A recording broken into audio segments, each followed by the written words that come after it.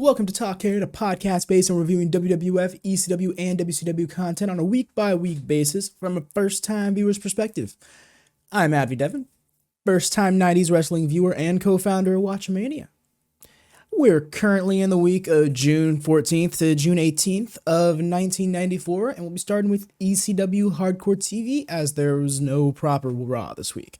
Instead, it was the countdown to the crowning, which was not an actual episode of Raw, so it was not a part of our lineup. Before we get started, I just want to ask you to drop a like on this video as it helps us a lot. Do subscribe if you haven't already. Hit the bell to always on for notifications. Talkkcade always seems to come out at some random hour of the day, not always on the same day, so you want to catch it when it drops. You'll also be able to catch when we go live for our watch-alongs of AEW Dynamite and Rampage here on the channel weekly if AEW is your cup of tea. With that all being said, let's dive into it. So, just a little note about WWF Countdown to the Crowning. I found a crap upload of it on YouTube while writing for this podcast, and it was indeed not worth watching.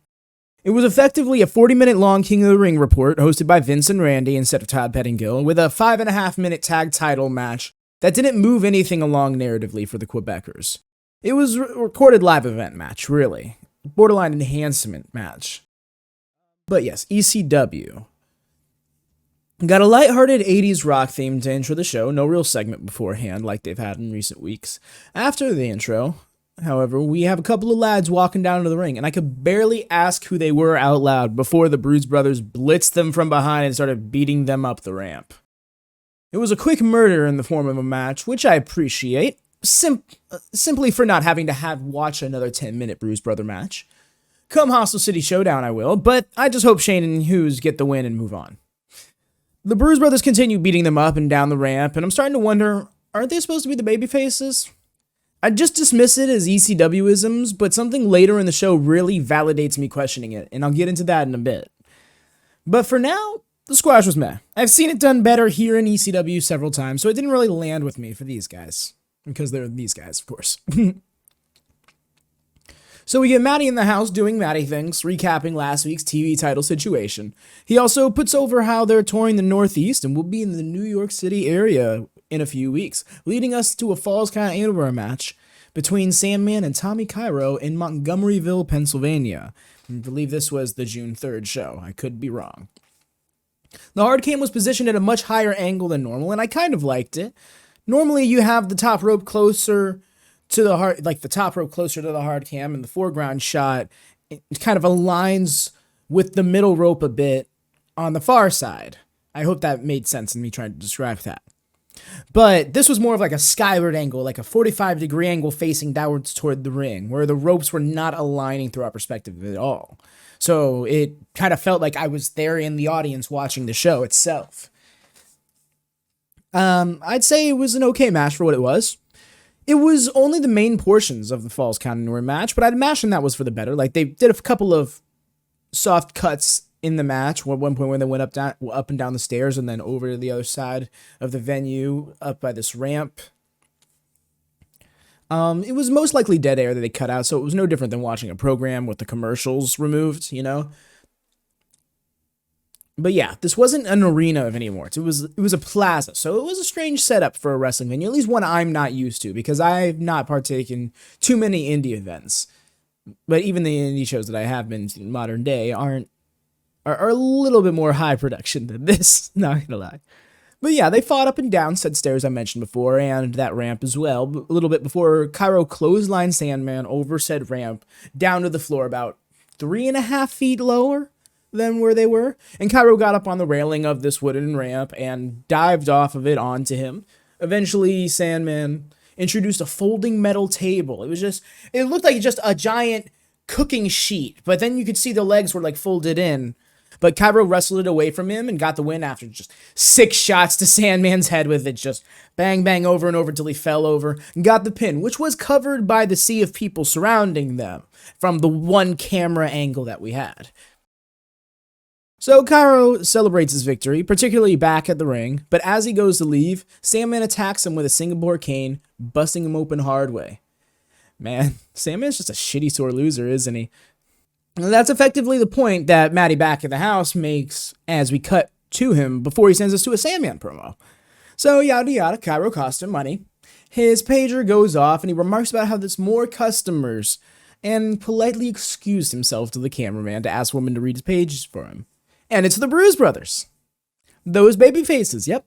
Total babyface move hitting up Sandman for whatever kind of business. Says that he's got them lining up and that he's got to call in Cairo's debt because Cairo was too stupid to know what to do.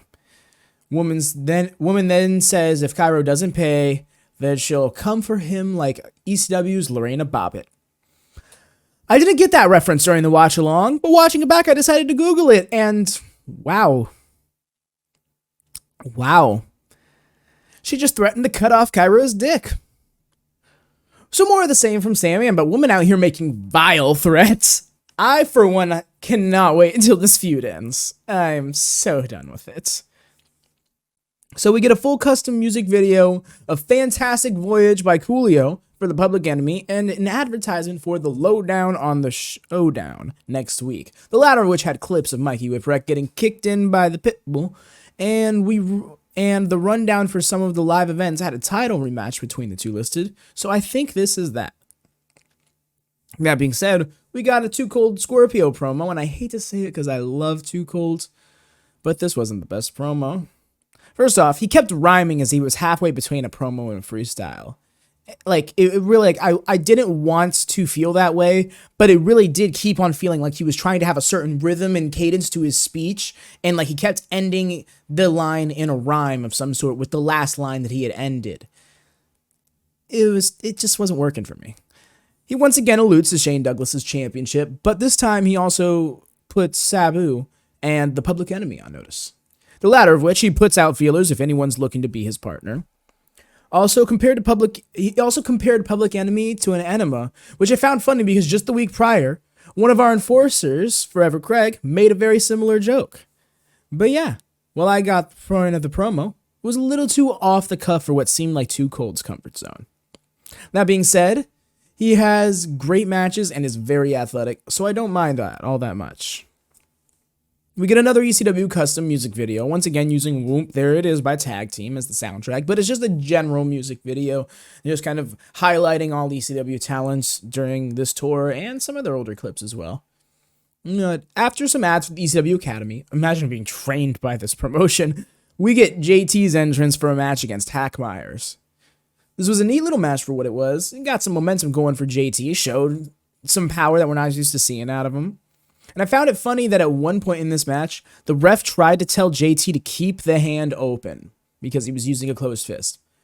Fam, this is ECW. Someone can have chairs thrown at their face, but far be it from them to ball up their fist. Like, what? JT got some fun offense in this match, some of which he could have believably won with, but instead got Myers with a very poor roll-up. Like, a very poor roll-up. Barely hooked either leg. It was a nice match to get over the more affirmative side of his, but winning with a roll-up did kind of take away from that, in my opinion, which is why I made that point. It was just Hack Myers. He could stand to be pinned more definitively. And that's my only complaint, though. Looking forward to seeing JT come back around to the television title, specifically if the Pitbull wins it back. I can't imagine they'd want to do JT Smith versus Mikey Whipwreck for the title. Both of them are two sympathetic baby faces. Something would have to give there. I also apologize for my lower tone, my calmer voice. I'm recording this early in the morning as opposed to later in the evening because I really want to try and get these episodes out sooner than about 12 hours before the next Retro WatchaMania. So we cut over to Paulie, saying everyone's calling him about the dream match between Cactus Jack and Sabu. He says that he was wrong to think that WCW sent Cactus Jack in to take out Sabu, as WCW doesn't want this match to happen. They know that Sabu can take Cactus Jack out and ruin the Clash of the Champions. Again, that show is a day before the match between these two. But yeah, just like Paulie knows that Cactus Jack can just as easily do the same to Sabu. Tell you something counters up to 1 in this promo. Paulie says that he's traveled everywhere in this world and he knows one thing about New Mexico, how they send people off. So they're going to send Jack off and says AMF.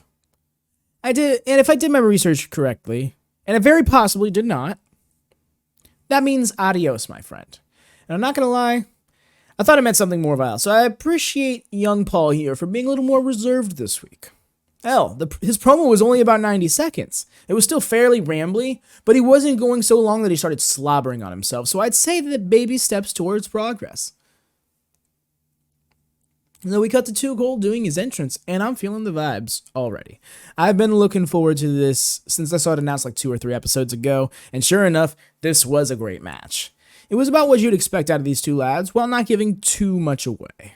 Funny enough, we got a bit of technical work from Sabu right out the gate. Pounced for Scorpio's legs a few times in a way that only Sabu does. It really goes out of his way to work the ankles of Scorpio to start with, which I appreciate. It's a different body part than you traditionally see. What I also appreciated was how Scorpio turned the strategy on its head and reversed the hold into his own ankle crank of sorts. So it was like they were working each other's ankles to try and take out each other's high-flying game. They slowed it down over a minute or two with him headlocks, but as soon as Too Cold slipped to the outside, Sabu had to fling himself out after him. Things turned up a little bit, but I lost my shit at one point where Too Cold was on the apron and Sabu tries to flip over the rope and flip over the rope and Too Cold and Sunset flip powerbomb him to the outside. Why I lost it is he jumped a little too far and could barely even touch Too Cold, let alone pull him down. It looked like he didn't even try, and when it comes to Sabu, it wouldn't be the first time he's done something that made me outright cackle. Too Cold did some other kind of crossbody to him from the apron, and it was a thing, for sure. Back to the legwork, though. So I do appreciate that there was a coherent psychology to this match. There was another funny spot where a single camera was focusing on Sabu, who was on the outside of the ring, right side, and then like lightning, Scorpio comes running into the shot and over the top rope from out of nowhere. It was just a wow, there's flying Scorpio just falling from the sky. It was really fun.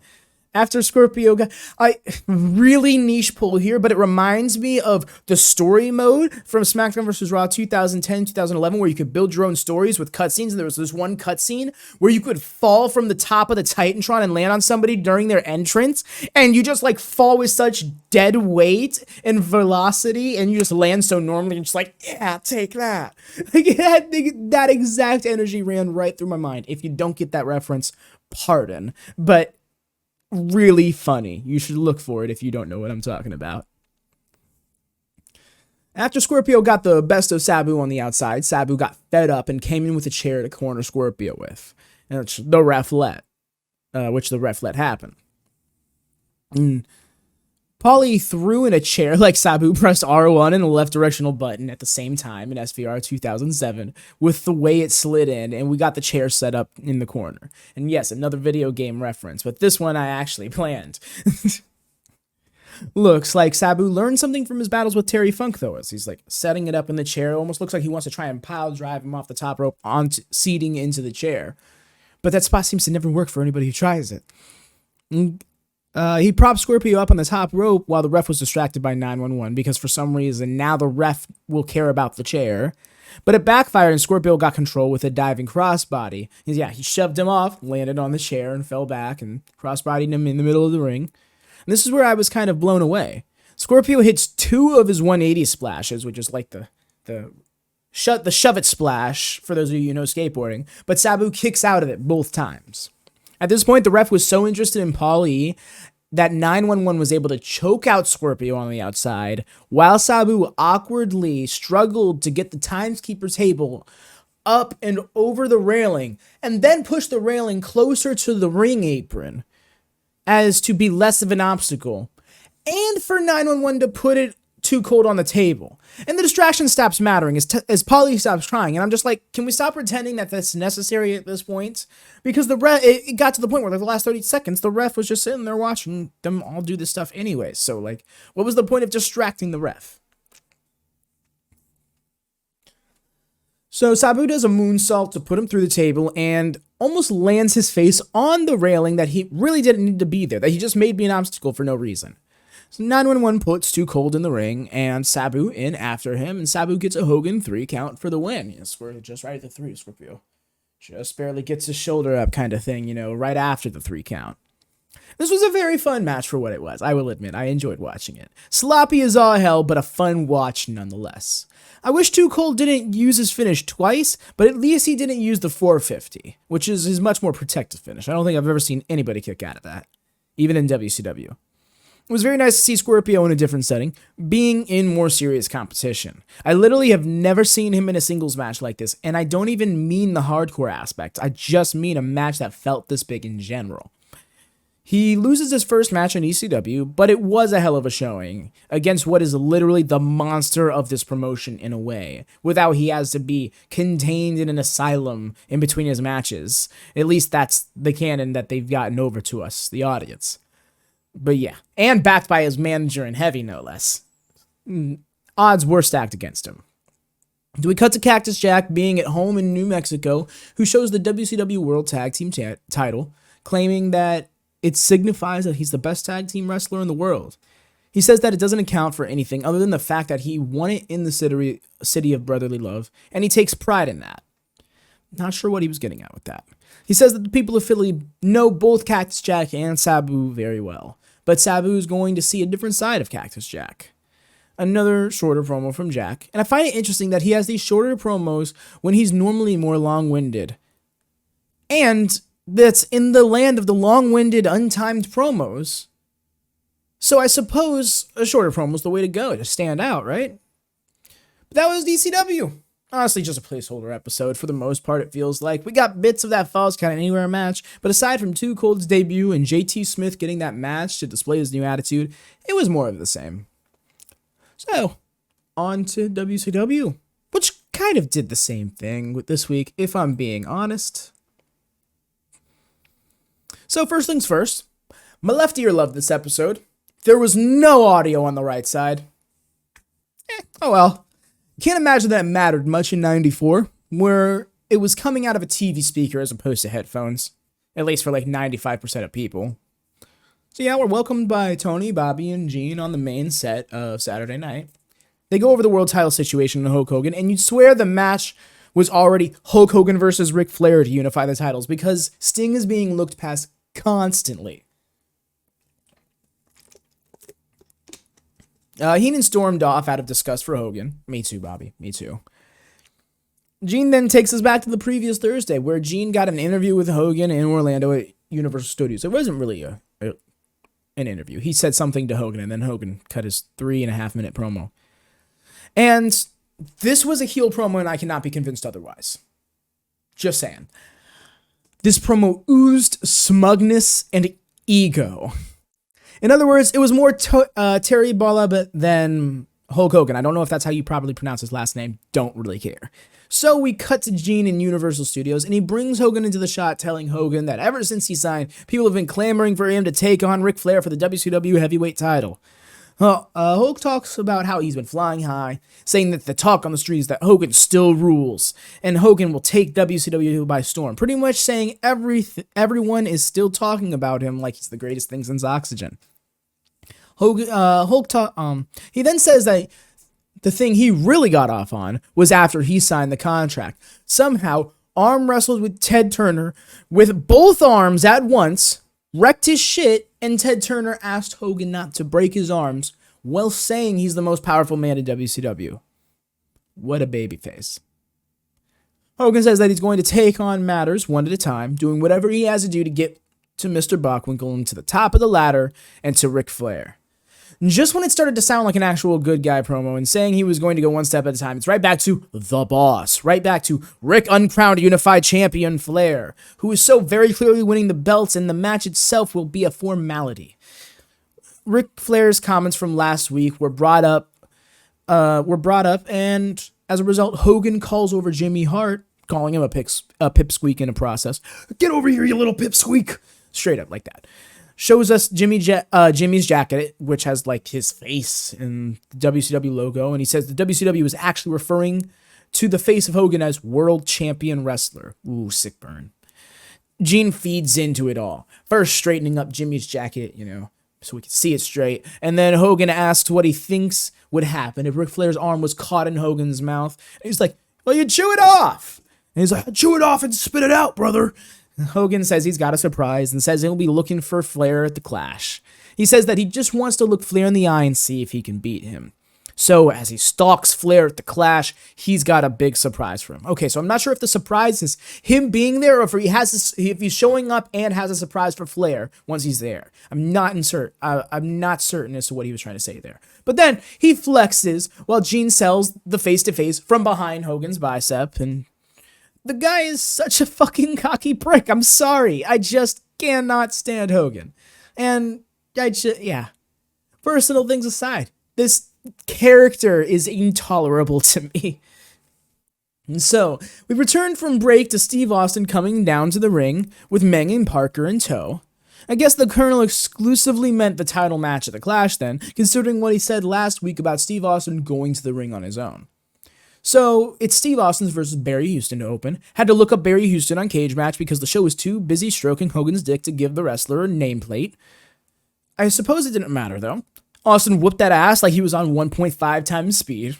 Austin laid into the lad with a series of strikes and knee drops and then started working his leg before he finished up with a standing inverted figure four in like a barely 2-minute match. I will say, if this is Austin's newest finish, I can get with it. Better than the stun gun and definitely better than the Hollywood Vine. Post-match, Colonel Parker and Meng step onto the main set. Colonel Parker is reminded of Dustin's He's reminded of Dustin Rhodes potentially acquiring the assistance of Arn Anderson, and Parker says, "Let him go," saying that he shocked the world with the introduction of Funk at Slamboree and tells us Bunk and Funk will be the greatest team here. Parker says to imagine Arn taking up Dustin as a partner after all the offers he made to Arn lately. Gene corrected Parker to schmoozing, and I appreciate that Parker went with it. Gene starts to ask Meng a question, doesn't bother, and turns around to Austin, who's approached during Parker's promo. And Austin goes over the upcoming rematch with Johnny B. Bad, claiming Johnny doesn't really deserve it. He reminds us that he's the #1 contender for the world titles, and all the champions keep ducking him. And in hindsight, why didn't Parker just buy Austin the title match? We haven't seen Barry since Slamboree anyways, and I'm salty about that, I'm not gonna lie. The struggle I went through that week to not make Barry the Talkkcade thumbnail, despite the fact that the Vader match was more important and cooler looking, thumbnail-wise. So this odd bit of picture-in-picture, where they show the footage of the promo from the previous week, audio and all, while Steve Austin in present time, audio and all, yells over it, saying that Gene doesn't have any right to show the footage. And they all storm off as Gene sends us a break. So I guess that was supposed to we were supposed to see the heel upset because we don't have Johnny Bad to do it right now. I don't know. Where is Johnny Bad? Yeah, it sets a trend. A lot of people on Clash, not on this show, the Go Home show. Weird to me. So I suppose the joke is that he got dropped for being a prick, and he was retaining his right to be a prick while also being embarrassed at the result. And I appreciate stuff like this, but it doesn't justify the previous week's segment to me. And I talked about that last week. You can go watch that if you don't know what I'm talking about. Still, if Johnny works more his style this time, this should be a better match than at Slamboree. And we return to the broadcast for a Guardian Angel vignette, specifically for the graduation of one Ray Traylor. It was also this episode that I realized I've been cutting the R from his last name for literally months now. My bad. So he's told to recite the speech word for word and has bestowed his beret, officially being welcomed into the Guardian Angels. I kept trying to find some clever way to poke fun at this, but come on now. The beret is effectively their badge, and it's just so silly to me. If you rock a beret, more power to you. These lads do not, and Ray Traylor in one looks so silly. But to each their own, let's see where this story goes. I'm morbidly curious. Like I said a few weeks ago, would not be surprised if this just disappears from television one week, never to be referenced again. But they're committing to it right now, and he's debuting at the Clash as this character. So, again, morbidly curious. Next, we get Larry Zybisko in a non-title match against Mike Thor. Zybisko got a relatively quick win, but this match was not without its fun. Mike Thor was in full chicken shit mode for this one. Kept getting up to the ropes to avoid contact. As soon as Zybisko got him in a headlock, Mike Thor tricked the ref into thinking Larry pulled his hair. Zybisko stops playing around afterwards. From that point on, works about 3 minutes of arm damage in 20 seconds, slaps him, and lays in a swinging breaker for the win. Oh, I said slaps. Slams him. But he did slap him at some point during the match. Just wasn't that finishing sequence there. I loved how he kept on him and kept on him. Didn't even get his arm raised. Like, I'm really becoming a fan of Zybisko here. Like, that's the kind of veteran I like. The one that's like, no, I'm going to hit a move on you. Now I'm not going to wait for you to get up. No, I'm going to pick you up and I'm going to hit a move on you again. Like you can do in the video games very regularly. But in real wrestling, you never see that because the psychology of the match is supposed to allow people to recover. Which, in turn, does make moments like this more effective because when you have somebody who just is unrelenting, then of course they're going to win the match in a few minutes. And that's how you should do that. I think this was one of the best enhancement matches. And that's saying something because enhancement matches aren't exactly like, there's the list of 5-star enhancement matches, you know? But like, that got the job done. That did exactly what it was supposed to do in being like, here's this person and how deadly they are. So after the match, Jerry brings him up onto the main set, reminding us of the third match to occur at the Clash. Larry continues to enlighten Regal on some American customs, saying that saving what he considers to be the best for last. The most beautiful catch-22. While in that ring, he can do whatever he wants legally, as long as he is temporarily insane. He clarifies that those who know him know he's still crazy after all these years. And I didn't quite get it. I'm not sure Gene did either, but it was a promo. We haven't heard from Regal going into the Clash of the Champions, now that I think about it. I wonder what that's about. But, yeah. This promo was a little odd from Zybisko, and kind of makes me a little red in the face, because last week I was talking about how he got the point over so concisely and consistently with his promos up until this point, where I'm like, are you saying you're crazy so you're gonna, like, potentially murder the guy? Are you saying he's crazy so you're allowed to murder the guy? Like, what's the implication here? You know? And even Gene was like, should I still be holding the mic for you? Kind of thing. And so we take a break and we're back to Arn Anderson coming down to the ring for a quick match against Bill Payne. Arn is a man to study. I firmly believe that anyone aspiring to be a wrestler should study Arn Anderson's work. I think he understands fundamentals like very few. I feel like he's the template for wrestlers. Arn Anderson is the raw coding of professional wrestler personified. That being said, this was a fairly meh match. Just full meh. Arn Anderson was indefinitely more rough this match. Slammed Payne's head into the mat, threw him to the outside, smeared his face into the ground. It was strangely heelish of him. He's rough and tumble, but I wouldn't be seeking him out as a partner if I was Dustin, you know? Especially if you watch ECW. He gets the win with a DDT, and we take another break. And, like, I'd be more into the heelish grittiness and what that could mean. But, just in the history of Talkkcade alone, I've, read into Arn Anderson's shit much deeper than I should have 4 times. Now I don't want to get my hopes up anymore, you know? Because this is where I gaslight myself into thinking the story is going to be much more interesting than it'll actually be, you know? I see Arn teaming with Dustin later, and turns on Dustin like he turned on Terry, which leads to the reformation of a heel 4 horsemen in some way. Where this leaves Dustin and Funk, I don't know. But it's clear that ECW continuity is not canon to WCW. So I don't see Arn's turn on Terry from ECW coming into play in either of these situations, after there was a silver platter served opportunity at Slamboree with Terry and Tully to do so. So, all in all, maybe this would go somewhere. We return to a rundown of the Clash of the Champions card, and it's slipped in that Sherry will be in the corner of her man. Makes me wonder what that means, if that means Steve Austin now. That or Hogan. Could be theoretical. So, Kole comes down to the ring for a match with Dustin Rhodes. I know who both of these men become in the 21st century, so I find this match exceptionally funny from that perspective. Here in the now, though, in 1994, where we just saw that bogus Flintstones movie, it's Kole versus Dustin Rhodes, the Natural. Good match for the sake of Kole getting his reps in, I'll say. During this match, Bobby on commentary suggested Sherry may pick Hulk Hogan, so I kind of feel like that throws my theory out the window. I also found it funny that Bobby then suggested that she doesn't pick losers, which set off Tony Schiavone like a 10-year-old being told that his favorite superhero isn't cool. Like, it really did have that energy, like, he is not a loser! Kole looked decent in this match for the most part, but did this odd swing blade-like punch to the back that looked really dumb, and it kind of took me out of the match for a second. At one point, he did a spin-a-rooting to get back to his feet after kicking out of a roll-up. And the finish came when Kane tried running down and getting the ref's attention, but Dustin caused the brothers to clunk heads, and Dustin won with the Bulldog right after. Kane jumped Dustin after the match, and Harlem Heat both started beating down Dustin before Arn ran in for the save. Hey, there you go. Laying out both Kane and Kole to fend them off. Finally hitting a spinebuster. We haven't seen that in like a good minute from Arn. He's been using the DDT a lot. And, I appreciate that.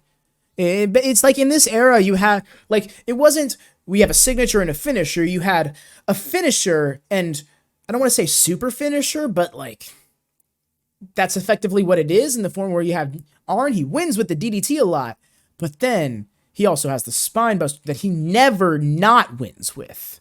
So it's like there's layers to it. I can appreciate that. I think modern wrestling needs to do that a little bit more. It does kind of, but it can afford to do that a little bit more. So yeah. Okay, after the match, we're over to the main set with both men flanking Mean Gene, who questions if Dustin is going to get Arn to be his partner. Dustin almost loses his train of thought, it seems, at one point, but clarifies that no one ever seems to want to face Dustin Rhodes one-on-one. He once again asks Arn to be his partner, and Arn says that while he's happy to be there for Dustin tonight, he hasn't quite decided yet. Arn tells Dustin that he'll tell him one way or the other at the Clash, and they shake on it to close the segment. Arn looked dead in the camera for a brief second on the way out, and I couldn't help but feel like it meant something. I don't know why, but it's like these things in modern wrestling, all these clues that he's leaving, in modern wrestling, they'd mean something. But more often than not, in 90s wrestling, it doesn't mean something. So, like, what does it mean? Gene mentions that he's happy to be a part of WCW during such a history-making time, and brings on Ric Flair, who finally has the belt with him. Flair admittedly makes his promo mainly about Sting. He says that for all his greatness and accomplishments, that this night is just as big for Sting as it is for Flair. That after their match, Sting won't be able to go anywhere and call himself champ, but Flair knows how to be the champ, become the champ, and stay the champ. Flair then lets us know that he's cross with Gene, which I can understand with how Gene was practically drooling over Hogan earlier. And Flair goes on to say that the way they're making a big deal out of Hogan coming into the company makes him sick to his stomach. Me too, Rick. Me too. He says that Hogan's got a long way to go before he's got a long way to go to be his equal, and he's got a long way to go until people call him champ. Rick tells Sting to bring everything he has and speaks to Hogan once more. He says if he survives and becomes the one world champion, he's going to find Hogan in that building and make him say, "Flair, you're the greatest." I can get behind this promo. My thing is, we could have had this be a face-to-face between Sting and Flair, and then would have made it much more about the match, even if Hogan came up. But once Hogan came up, Sting didn't matter anymore. Flair spent like 70% of the promo on Sting, yeah, but the main point of it all was this thing is happening first, but I still can't wait to fight Hogan. That was what I took away from it. And that's the show. A bit more narrative moved on this show than ECW, but I think it still felt like a fairly uneventful episode. Technically, there's WCW main event on Sundays, but this Saturday night episode really was the go-home show for Clash of the Champions, and I'm not sure it delivered on that. I would have loved to hear from Sting or Regal or even Johnny B. Bad. Anything from Cactus or Sullivan about their title rematch? Okay, maybe they're busy with ECW stuff, but still. It wasn't a bad show, just lacking for a go-home show, even if to a supercard and not a pay-per-view. So yeah, hope y'all enjoyed this week's Talkkcade. The Tell You Something counter was at 2 yet again. Seems to be the average at this point. Still, I think it's a fun, harmless mini game. We're going to keep doing it. It was a shorter one this week, but that's only to pay forward to the 6 shows in a 7-day time span that I'll have to cover over 2 editions of Talkkcade. Hell, the first of those 2 probably end up being girthy on its own, as it might be covering 4 shows instead of 3, and 2 of those shows are going to be supercard / pay-per-views. So be on watch. Make sure to keep that bell on notifications and double check just in case you have it already turned on, because sometimes YouTube flicks that thing off. Talkkcade always goes out some random hour of the day, like I said before. Want to make sure you can catch it when it comes out. We're also live several times a week for AEW Dynamite and Rampage Watchalongs at the same time they broadcast, as well as the WatchaMania Invitational, live on Fridays, 7 p.m. Eastern, 4 p.m. Pacific, 12 a.m. GMT. But I'm AdvyDeven, y'all. Until next time, peace.